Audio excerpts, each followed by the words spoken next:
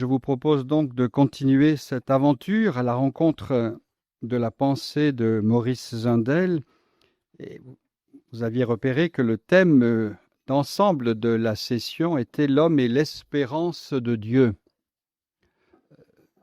C'est aussi une des phrases de Maurice Zundel. Et je vous dis, l'origine de cette phrase, c'est dans une homélie qu'il a prononcée à Lausanne en 1960. Pendant son homélie, il disait ceci: « Il y a dans un cimetière du Valais une pierre tombale qui porte cette inscription incroyable: L'homme est l'espérance de Dieu. Quel est l'homme de génie? Quel est le poète? Quel est le mystique qui a trouvé dans sa douleur cette issue libératrice et qui a voulu inscrire sur la tombe d'un être aimé ce mot qui consacre justement le renversement de la perspective? Alors que nous sommes tentés de nous cramponner à Dieu dans notre misère et de nous constituer en face de lui comme des mendiants anéantis, quel est l'homme qui a pensé au contraire qu'il fallait aller au secours de Dieu? Quel est l'homme qui a trouvé ce mot divin, l'homme est l'espérance de Dieu? De fait, il y a un renversement de perspective. Nous sommes assez habitués à dire Dieu est mon espérance, et ce qui est d'ailleurs une réalité, une vérité, bien sûr. Mais voilà, le changement de perspective, c'est l'homme est l'espérance de Dieu, et la conclusion, on y reviendra à plusieurs reprises durant cette semaine, la conclusion de Zundel, c'est que suite à cette phrase, l'homme est l'espérance de Dieu, c'est à nous, dit-il, de venir au secours de Dieu. Là aussi, ce n'est pas quelque chose de très habituel. On est plus formé à nous adresser à Dieu en lui disant « Viens à mon secours », ce qui est aussi une vérité. Il ne s'agit pas de dire parce qu'on dit autre chose, on élimine la première, non. Bien sûr, il est bon de dire « Dieu vient à mon secours », mais il ne faut pas oublier ce renversement de perspective qui dit notre place au cœur même de la création. C'est pour ça que je commence cette matinée avec cette référence. Nous ne sommes pas que des êtres passifs. Nous ne sommes pas là uniquement pour subir la création. La création nous est remise et nous en sommes responsables. Et cette création, vous vous rappelez, je suis celui qui serait. Le futur indiquant que tout n'est pas encore pleinement achevé. Tant que nous ne sommes pas dans la gloire du ressuscité, la création est encore en état d'achèvement, d'accomplissement. Pas simplement la création que nous contemplons avec nos yeux, mais la création que nous sommes. Et là aussi, c'est un des thèmes très chers à Zundel. On y reviendra demain. Donc, voyez, dire l'homme est l'espérance de Dieu, c'est dire aussi quelque chose de notre responsabilité, de notre place unique au sein de la création. Et il serait bon que les discours sur la création qui ont tendance à se multiplier n'oublient pas cela, la place de l'homme. Non pas, comme diraient certains, un animal parmi d'autres, en parlant de l'homme, mais la place unique de l'homme et de la femme. Unique pourquoi? Parce que créé à la ressemblance, à l'image et à la ressemblance de Dieu, et donc avec cette capacité d'aimer, et donc cette responsabilité d'être en relation à travers le don d'eux-mêmes. Et pour introduire cette réflexion sur la création, je pense qu'il y a une phrase que Zundel ne rejetterait pas et que vous pouvez lire dans l'encyclique Laudato Si, au numéro 11. Voici ce qu'écrivait le pape François. Si nous nous approchons de la nature et de l'environnement sans cette ouverture à l'étonnement et à l'émerveillement, si nous ne parlons plus le langage de la fraternité et de la beauté dans notre relation avec le monde, nos attitudes sont celles du dominateur, du consommateur, du pur exploiteur de ressources, incapable de fixer des limites à ses intérêts immédiats. Je ne sais pas si cette phrase est traduite dans toutes les langues, en anglais en particulier, mais ça pourrait être utile de... Vous voyez, l'attitude du dominateur, de l'exploiteur, de l'utilisateur. C'est l'attitude à laquelle parvient l'homme lorsqu'il sait, et c'est ça qui est intéressant à noter, lorsqu'il sait couper de l'émerveillement, de l'étonnement, de la fraternité et de la beauté. C'est très Maurice Zundel.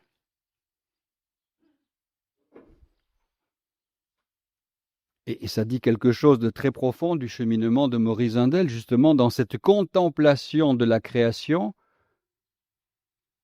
Encore une fois, une contemplation non pas simplement passive, mais une contemplation qui dit aussi et qui implique, qui entraîne une mission.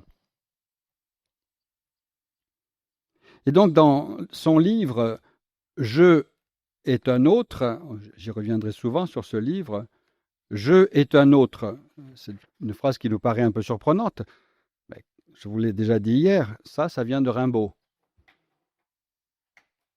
Et c'est une phrase que Zundel va répéter à l'envi tout au long de sa vie. Je est un autre. Je ne se manifeste pas simplement en se regardant lui-même dans le miroir. Pour que je sois vraiment je, pour que je sois vraiment celui que je suis, il ne faut pas simplement que je me contente de voir ce qui apparaît de moi. Il faut aller chercher au plus intime de moi, cet autre, qui va me révéler qui je suis vraiment.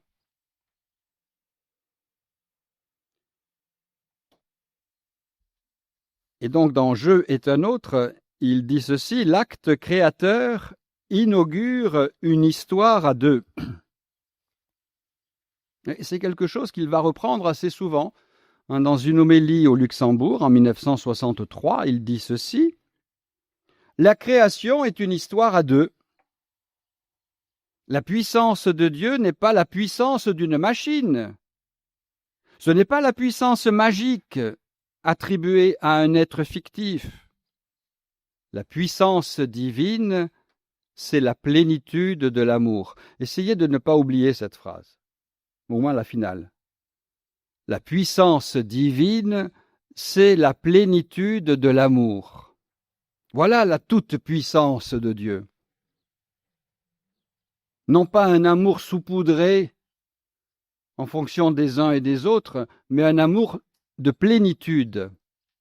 Parce qu'il n'y a pas de limite en Dieu, il n'y a pas de frontières en Dieu. Donc la puissance divine, c'est la plénitude de l'amour. Mais, puisqu'il s'agit de l'amour, vous vous rappelez ce qu'on évoquait déjà hier, puisqu'il s'agit de l'amour, l'amour implique un autre. Mais l'amour n'a d'efficacité que s'il trouve un amour où s'enraciner. Vous voyez les perspectives qui s'ouvrent. L'amour de Dieu qui va s'enraciner dans notre amour humain.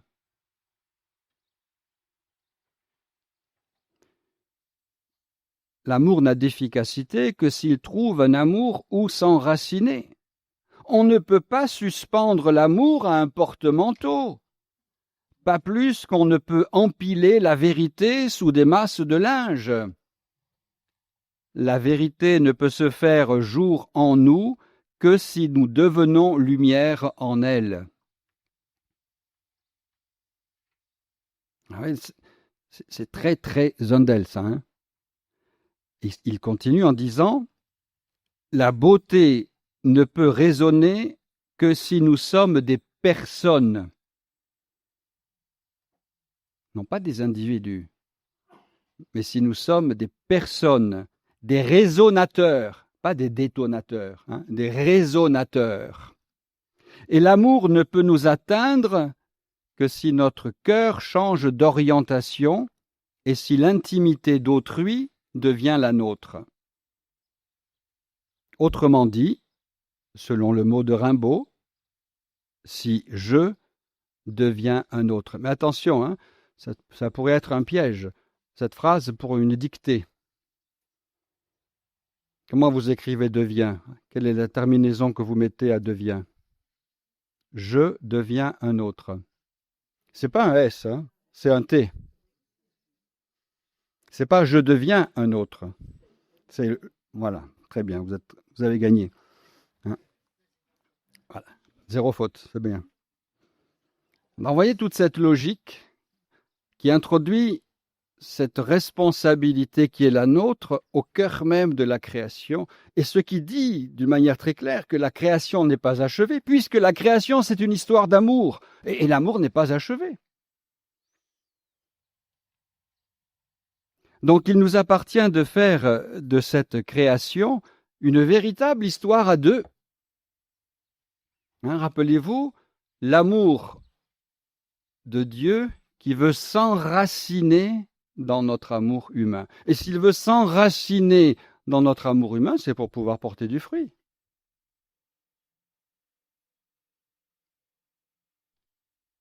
Et voyez que la toute-puissance de l'amour n'est pas une toute-puissance qui peut se satisfaire d'être seule. Puisqu'il s'agit de la toute-puissance de l'amour, il y a toujours la nécessité de l'autre. Une histoire à deux. Et cette création qui nous est confiée, hein, c'est pour que notre amour humain s'enracine au cœur de cet univers créé.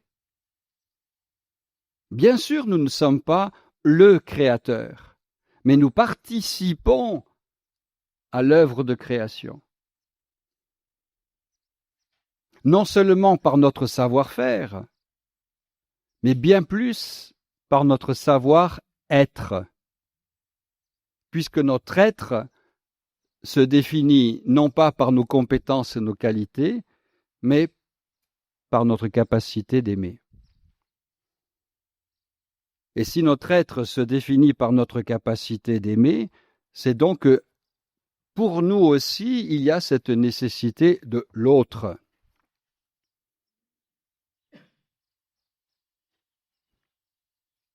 Oui, le risque de certains progrès techniques, c'est qu'ils ne nous renvoient qu'à nous-mêmes.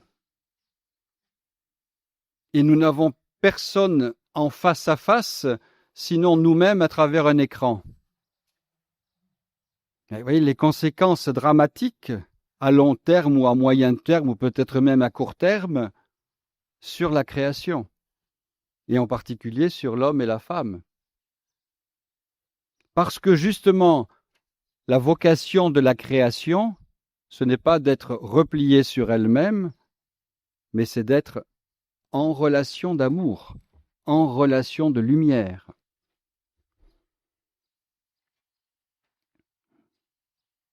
Et c'est pour cela que, revenant sur les récits bibliques que l'on lit dans le livre de la Genèse en particulier, Zindel dit « Dieu crée en forme d'alliance ».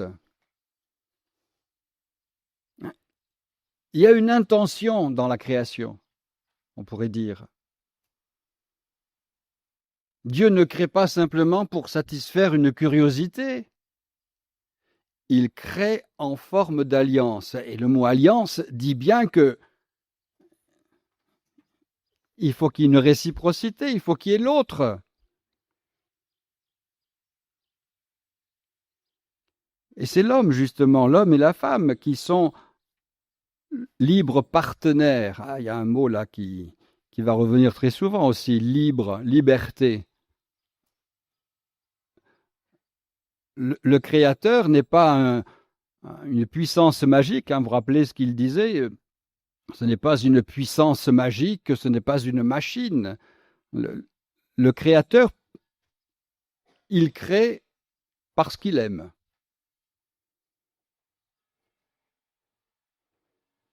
Alors, quelquefois, on vous dira peut-être, vous êtes spécialiste de ceci ou de cela.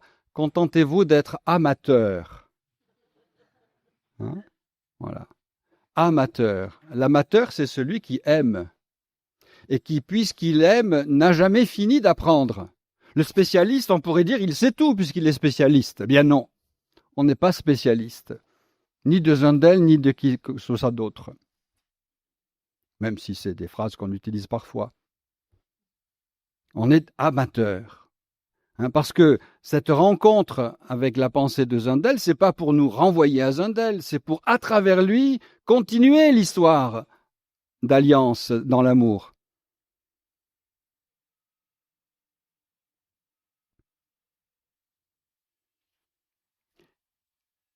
Vous voyez donc cette responsabilité qui n'est pas une petite responsabilité, ce qui fait dire à Zundel, quand l'homme refuse de faire sa part d'alliance,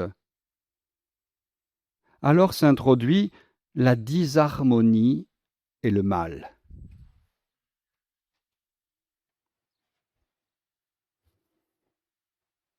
Quand l'homme, là aussi, ce sont des phrases qui pourraient avoir des échos très contemporains. Lorsque l'homme refuse d'accomplir sa part d'alliance, alors c'est la disharmonie, alors c'est le retour au chaos primitif, alors c'est le mal qui semble vaincre.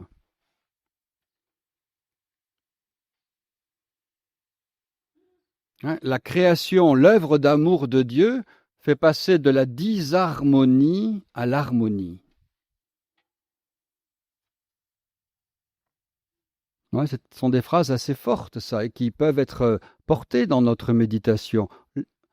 Et quand on dit l'homme, si vous voulez que ce soit encore plus percutant, vous dites « quand je refuse de faire ma part d'alliance, alors s'introduit la disharmonie et le mal. » Souvent on dit « mais pourquoi y a-t-il le mal ?» Et on va chercher évidemment chez le voisin la raison. Évidemment que c'est plus facile. Quand moi je refuse. Et finalement, peut-être, c'est une bonne définition du péché. Le péché, ce n'est pas un manquement à une loi, ni à un code moral. Le péché, c'est peut-être justement, je refuse d'accomplir ma part d'alliance. Autrement dit, je choisis ce qui me convient à moi, ce qui me satisfait à moi, ce qui me fait plaisir à moi. Je ne suis plus dans l'alliance, je ne suis plus qu'avec moi-même. Et l'autre a été éliminé.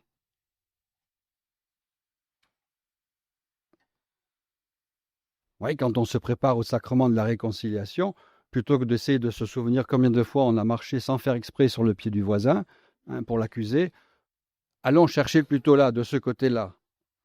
Quand est-ce que j'ai refusé d'accomplir ma part d'alliance? Quand est-ce que j'ai dit non au Seigneur alors qu'il venait susciter, supplier mon oui pour qu'il y ait une véritable alliance?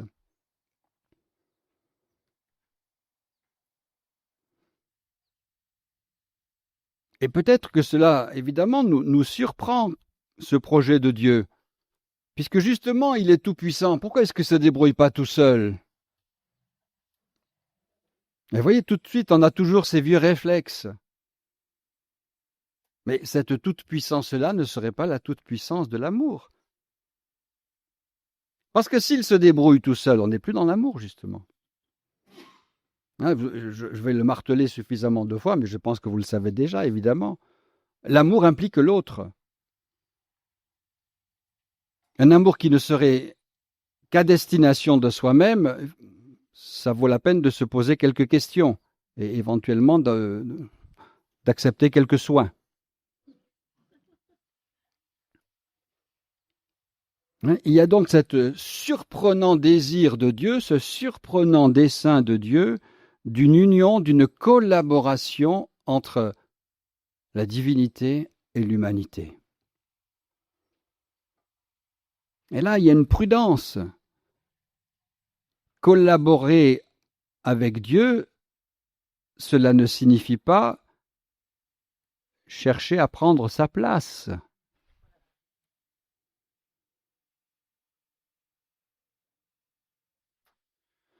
Donc pas de confusion entre Dieu et l'homme.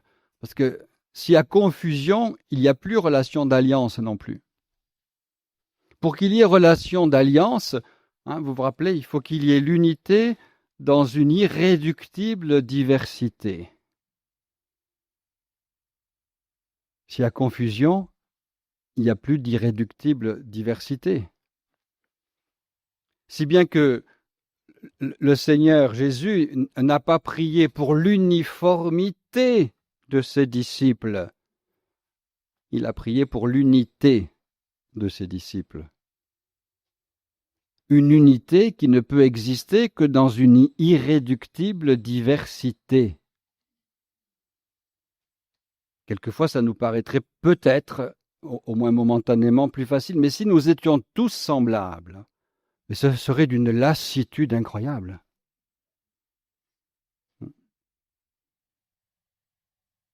Heureusement qu'il y a cette irréductible diversité. Mais une relation, donc une relation d'amour qui soit ordonnée. Et c'est là, passer du chaos, l'univers désordonné, au cosmos, l'univers ordonné. Et là, on trouve encore notre responsabilité. Il suffit de regarder notre histoire contemporaine. Le chaos est toujours à notre porte. Et à nous de travailler pour orienter plutôt vers le cosmos que vers le chaos. On sait qui est à l'origine de cette disharmonie. C'est celui dont le nom est diviseur.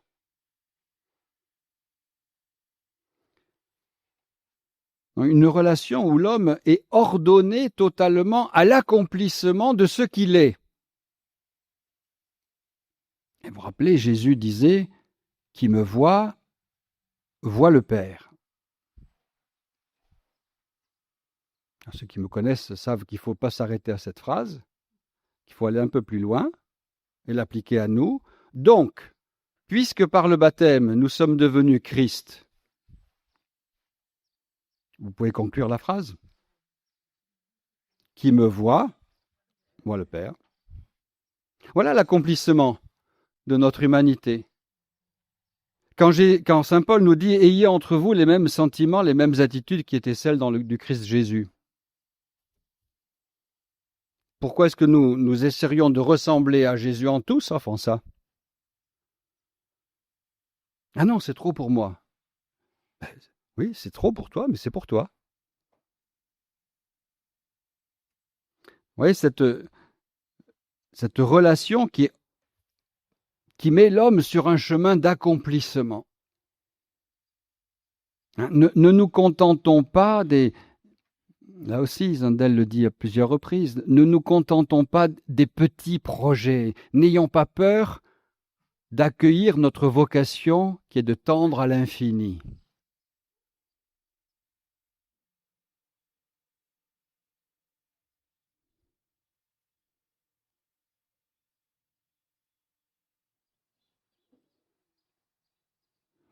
Et dans une conférence qu'il donnait à Lausanne en 1966, il dit ceci, je vous cite la phrase de Zendel.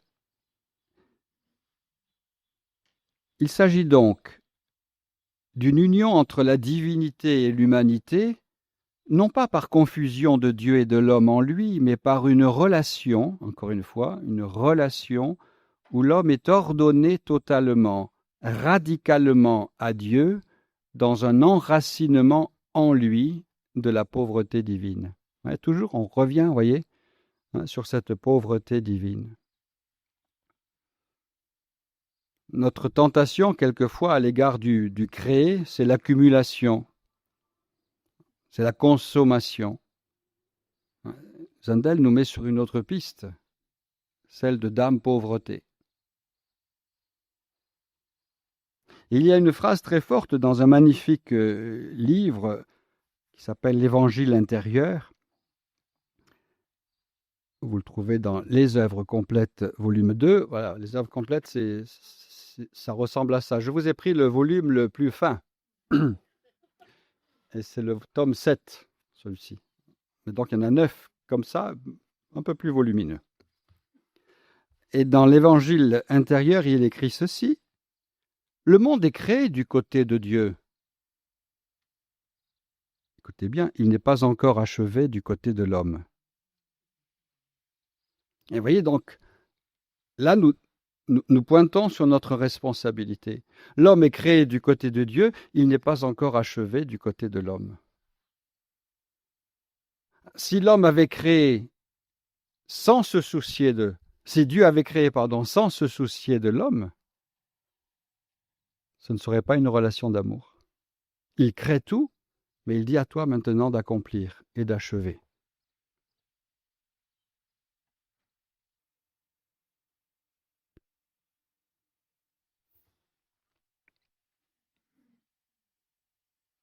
Et donc cette collaboration que Dieu désire, elle nécessite toujours une certaine réponse de notre part. Ce petit oui.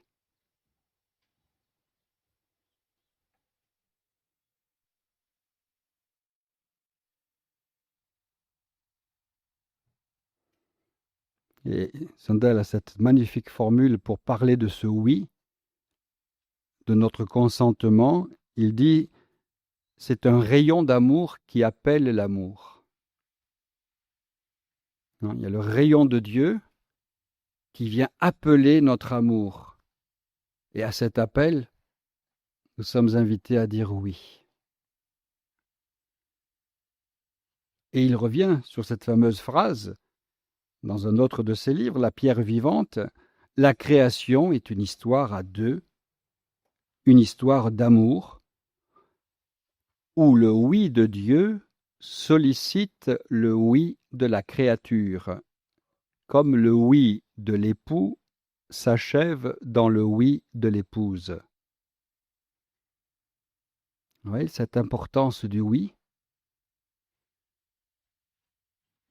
On pourrait dire, en reprenant et en paraphrasant la phrase précédente, Dieu a dit oui au moment de la création. Mais pour que cette création soit pleinement achevée, il y a encore la nécessité du oui de l'homme. Sinon, la création ne serait pas une histoire d'amour. Ce serait simplement la manifestation d'un pouvoir qui s'imposerait aux autres. Puisqu'il s'agit d'une relation et d'une histoire d'amour, c'est inconcevable en dehors de la libre acceptation de l'autre. Et cet autre, c'est bien souvent nous. De même que dans l'accomplissement du plan de Dieu, le dessein d'envoyer son Fils à la plénitude des temps faisait partie évidemment du projet de Dieu, si on peut parler ainsi. Mais pour que cela s'accomplisse réellement, il y avait la nécessité de la libre acceptation de la jeune fille d'Israël, de Nazareth. Il y avait la nécessité de son oui pour que ce qui était dans le plan de Dieu puisse s'achever. Ce qui veut dire, si on y réfléchit bien, que la seule limite à la toute-puissance de Dieu, vous connaissez son nom, celui que nous portons, c'est moi. Enfin, c'est chacun. Hein. Tant que nous n'avons pas dit ce oui, cette libre acceptation, On pourrait dire cette mise à disposition. Le dessein de Dieu est un projet. Mais ce qui nous sauve, ce n'est pas un projet, c'est la réalité de l'incarnation rédemptrice.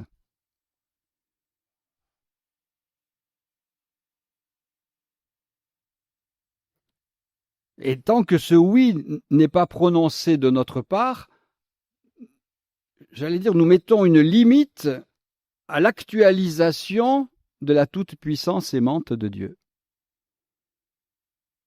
Ouais, ça dit quelque chose de notre responsabilité. Rappelez, chaque fois que je refuse ma part d'alliance, et pour accepter ma part d'alliance, il y a justement ce oui qui est décisif, que personne ne peut dire à ma place. Tant que ce oui n'est pas prononcé, je fais partie de ceux qui refusent leur part d'alliance. J'attends un peu plus tard. Quand Jésus appelle, il appelle assez souvent dans l'Évangile. Dans certains cas, c'est aussitôt ils le suivirent. Dans d'autres cas, c'est je te suivrai. Le oui, justement, il nous fait passer au temps présent. Lorsque nous prononçons ce oui, nous ne sommes plus dans le conditionnel, ni dans le futur, nous sommes dans le présent. Et nous permettons à Dieu de manifester son amour dans le présent, dans ce moment qui est le moment favorable de la mise en œuvre de son amour.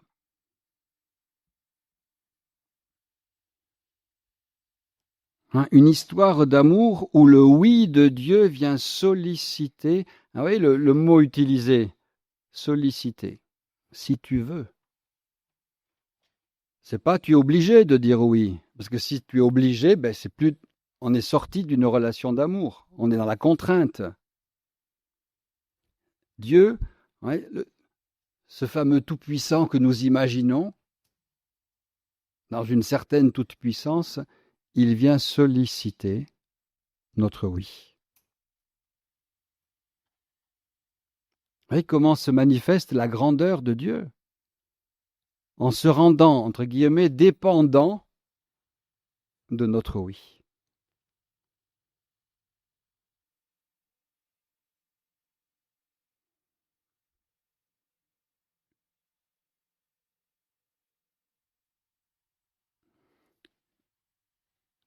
Et cet acte d'amour, c'est pas simplement, j'allais dire, à tel moment ou en fonction de tel événement qui serait un peu exceptionnel dans l'histoire de notre vie personnelle. Cet acte d'amour, il va prendre une réalité dans la simplicité de ce que nous vivons au quotidien. L'objectif, il est là. Dieu ne nous demande pas l'extraordinaire.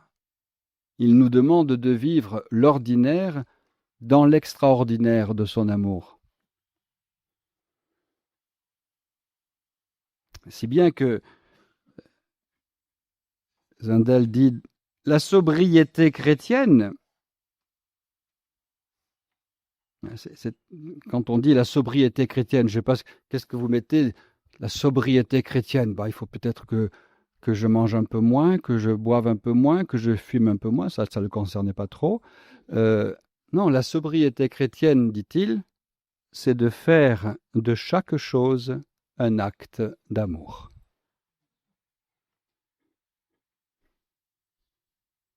Mais en étant conscient de ce que ce mot amour signifie,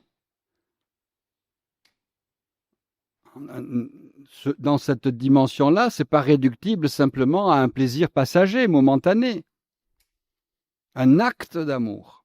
Et un acte d'amour, c'est un acte créateur.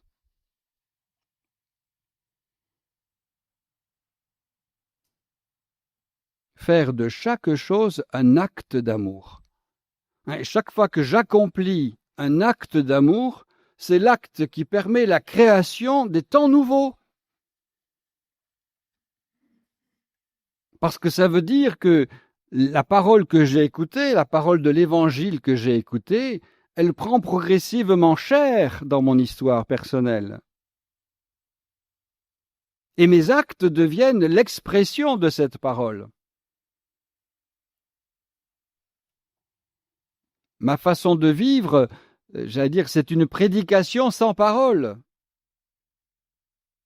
Parce que nous sommes devenus parole. Oui, la parole, ce n'est pas simplement des mots qu'on va répéter, mais nous devenons nous-mêmes bonne nouvelle à travers cet acte créateur qui nous met en relation avec Dieu.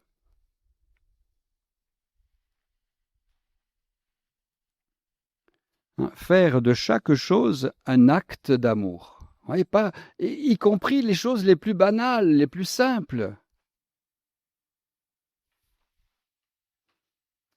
Ça nous situe dans une autre dynamique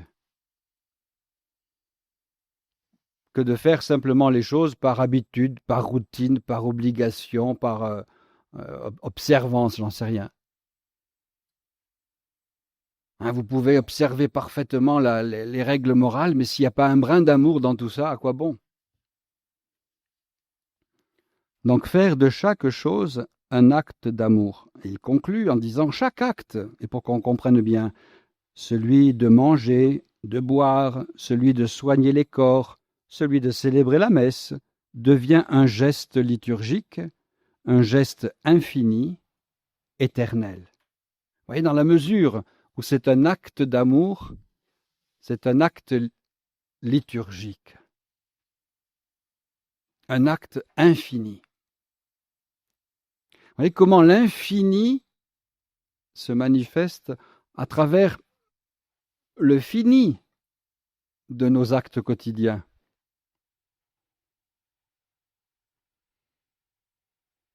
Et faire de notre vie, c'est aussi quelque chose qui est très fort, ça, et qui correspond bien à la tradition de l'Église et à ce qui est notre vocation baptismale, faire de toute notre vie une liturgie.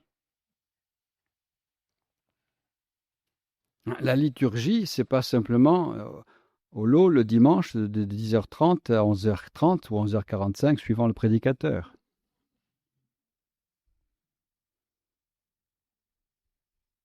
La liturgie, c'est pas de telle heure à telle heure.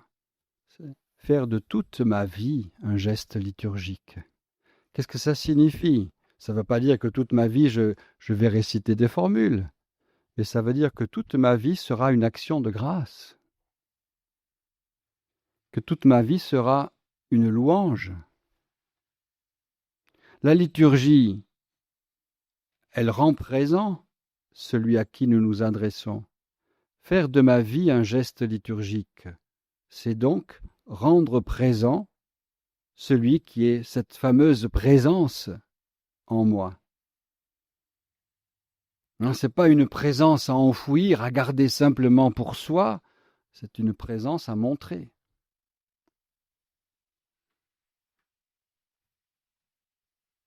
C'est en cela que tout acte devient un geste liturgique, un geste infini, un geste éternel. Et c'est ainsi que, petit à petit, nous avançons sur ce chemin qui est celui de notre vocation. C'est une réalité sur laquelle les pères de l'Église d'Orient ont beaucoup insisté, et Zandel les a beaucoup lus. C'est assez extraordinaire parce qu'il les lisait dans l'original du texte.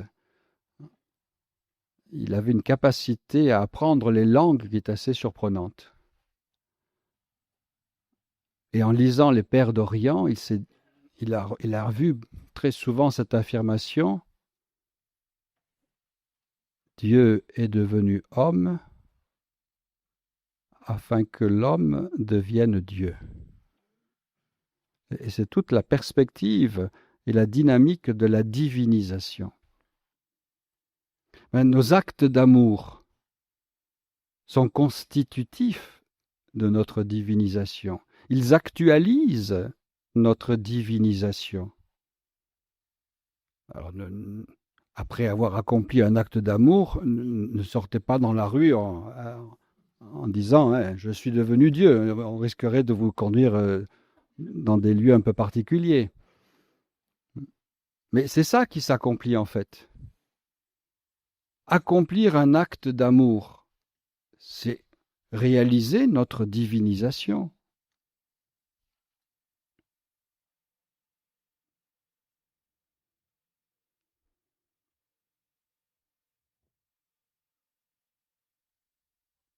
Un frère Carme, justement, écrit ceci.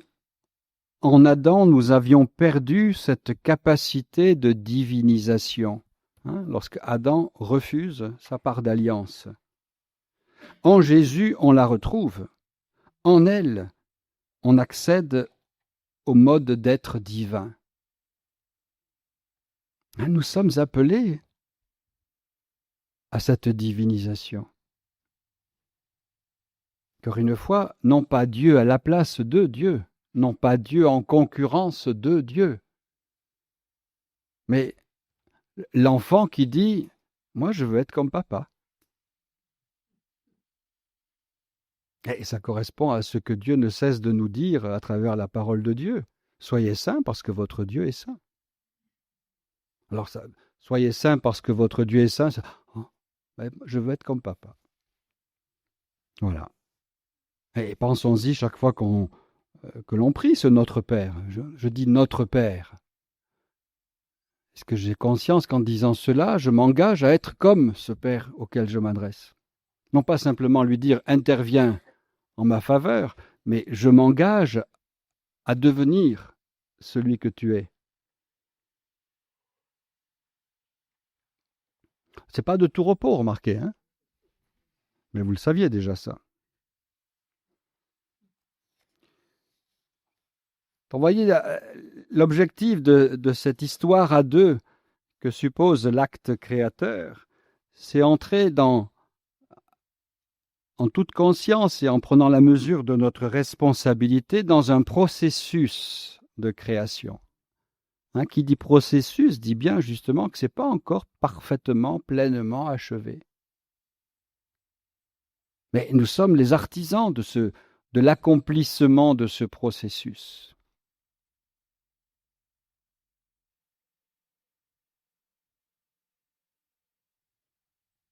Nous sommes un peu comme l'artiste qui reçoit un bloc informe et qui doit donner naissance à un chef-d'œuvre. Alors, je ne vais pas raconter certaines histoires, mais ce chef-d'œuvre, c'est nous. Hein. Nous avons reçu de Dieu ce cadeau de notre humanité, à nous, avec l'aide de Dieu, de transformer cette terre de notre humanité en chef-d'œuvre. Et c'est ça l'accomplissement de notre vocation. Entrer dans ce processus de création en évitant l'inverse, le processus de décréation, qui semble avoir un certain succès.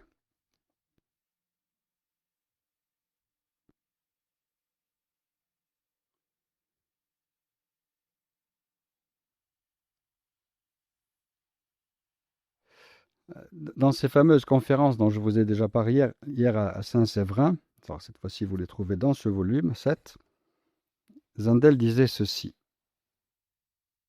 On ne peut se contenter de faire le bien comme une chose. On ne peut que devenir le bien comme une personne. Je ne deviens pas bien parce que je multiplie les bonnes choses, je deviens bien parce que moi-même, je suis ce bien. On ne peut se contenter de faire le bien comme une chose, on ne peut que devenir le bien comme une personne. C'est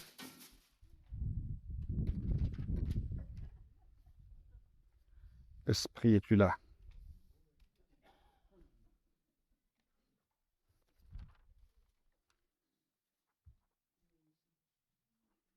voyez? Oui, ça risque pas grand-chose. Enfin, j'espère que la Vierge va pas tomber. Mais... Donc, je continue la phrase. On ne peut se contenter de faire le bien comme une chose, on ne peut que devenir le bien comme une personne. C'est la personne elle-même, dans la relation à l'autre divin où elle se constitue, qui est le bien. Oui, le bien n'est pas quelque chose d'extérieur à nous. Le bien n'est pas simplement quelque chose de matériel à côté de nous. Le bien, c'est nous-mêmes. Lorsque nous prenons conscience de ce que nous sommes. Et on y reviendra hein, sur cette conception de l'homme chez Zundel. Le bien, c'est nous. Lorsque nous disons oui, lorsque nous acceptons de prendre notre part hein, dans cette alliance d'amour et de vérité avec le Seigneur. Hein. Donc c'est la personne elle-même, dans la relation à l'autre divin où elle se constitue, qui est le bien. Il n'y en a pas d'autre. Il n'y a plus de loi à proprement parler, nous sommes dans une mystique. Un mystique, ça ne veut pas dire qu'il faut décoller du sol. Hein. C'est-à-dire dans une voie, voilà ce que c'est que la mystique, une voie qui mène à une union d'amour dans un rapport créateur de personne à personne, dans une réciprocité qui exclut toute servitude et toute dévalorisation. Je vais la relire. Il n'y a plus de loi à proprement parler. Nous sommes dans une mystique, c'est-à-dire dans une voie qui mène, ouais, on n'est pas encore parfaitement accompli, il y a ce processus, une voie qui mène à une union d'amour, et puisqu'il s'agit d'une union d'amour, c'est dans un rapport créateur de personne à personne. Et puisqu'il s'agit d'une alliance, il n'y a pas simplement un qui donne et l'autre qui reçoit, il y a une réciprocité. Dans une réciprocité, mais une vraie réciprocité qui exclut toute servitude et toute dévalorisation. Ça pourrait être aussi médité, cette phrase-là, au niveau de nos relations humaines.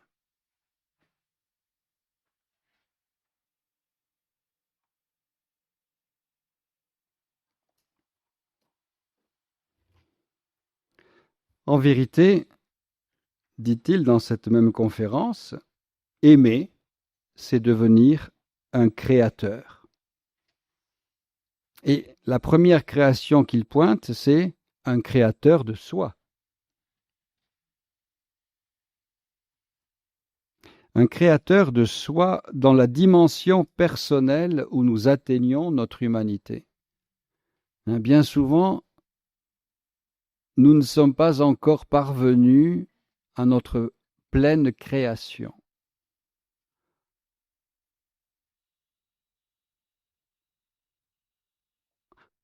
Nous n'y serons parvenus que lorsque nous serons dans le face-à-face, à notre pleine création, lorsque nous serons enfin libérés de tout ce qui limite, de tout ce qui blesse, de tout ce qui salit notre humanité.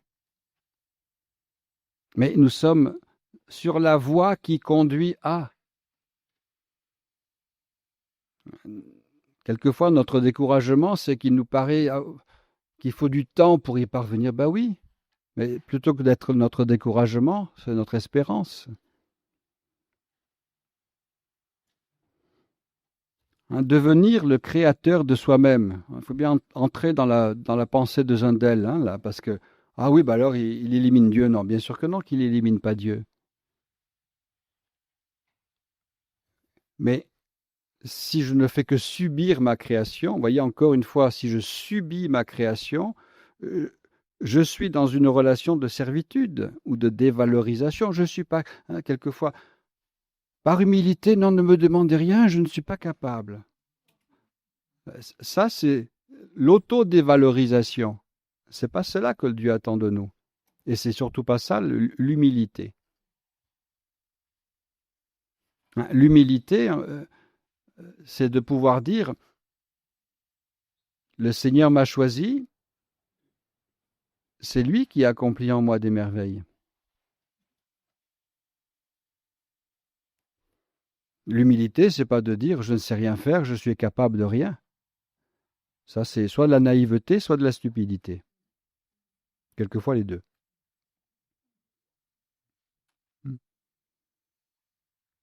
voyez, donc, ne nous mettons pas nous-mêmes à l'égard de Dieu. Et ça, c'est une prudence à avoir. Ne nous mettons pas nous-mêmes à l'égard de Dieu dans une relation de servitude ou de dévalorisation.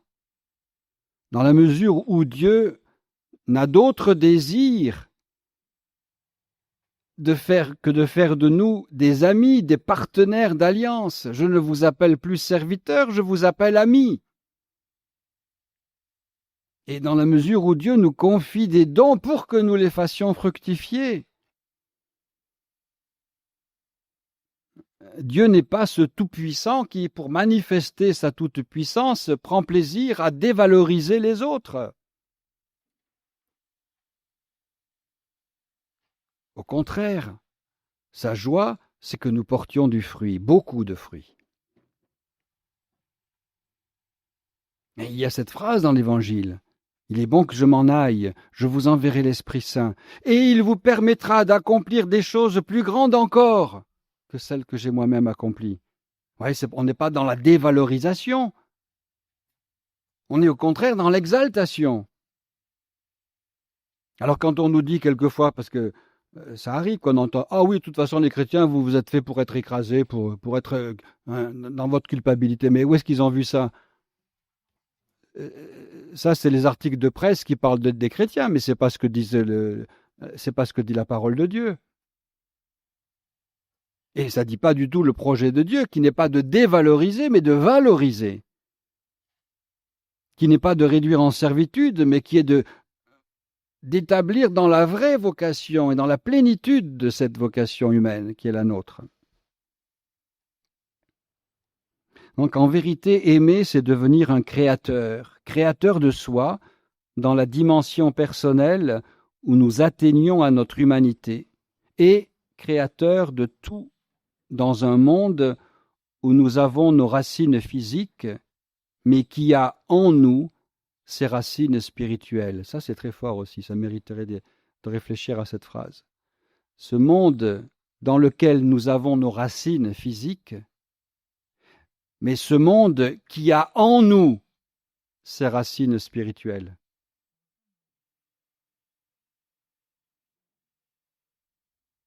Vous voyez que quand on se replie simplement sur ses racines physiques, on passe à côté de notre vocation humaine.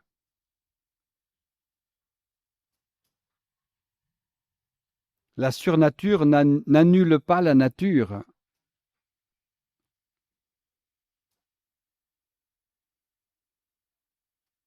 Et vous voyez comment une phrase comme ça dit aussi notre responsabilité au cœur de ce monde.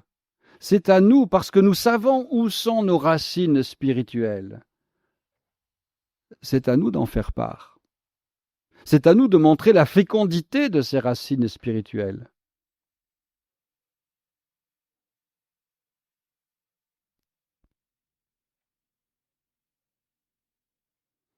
Pour terminer, je vous cite encore une phrase de Zundel dans un article qu'il a publié dans une revue.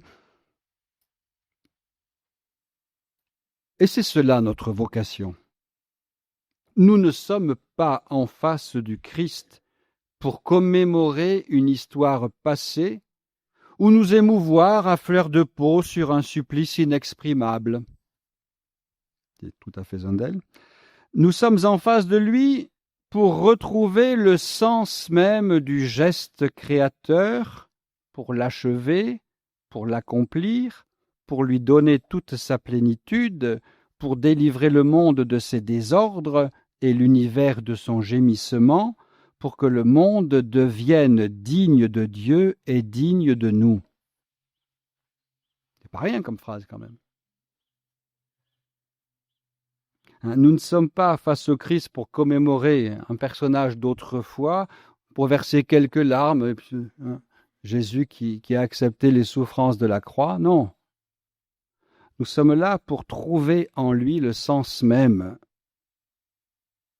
de notre amour, et donc du geste créateur qui va exprimer cet amour, pour achever, pour accomplir, pour donner sa plénitude, sans oublier la fin, pour délivrer le monde de ses désordres. On ne peut pas regarder simplement le monde, c'est ainsi, voilà, on n'y peut rien. Non, pour délivrer le monde de ses désordres. Et là, c'est une responsabilité très concrète et très actuelle et probablement très urgente. Et pour délivrer l'univers de son gémissement. Ça rappelle Saint Paul, l'univers qui gémit en attente. Avec cette belle finale, pour que le monde devienne digne de Dieu et digne de nous. Pas simplement digne de Dieu et digne de nous.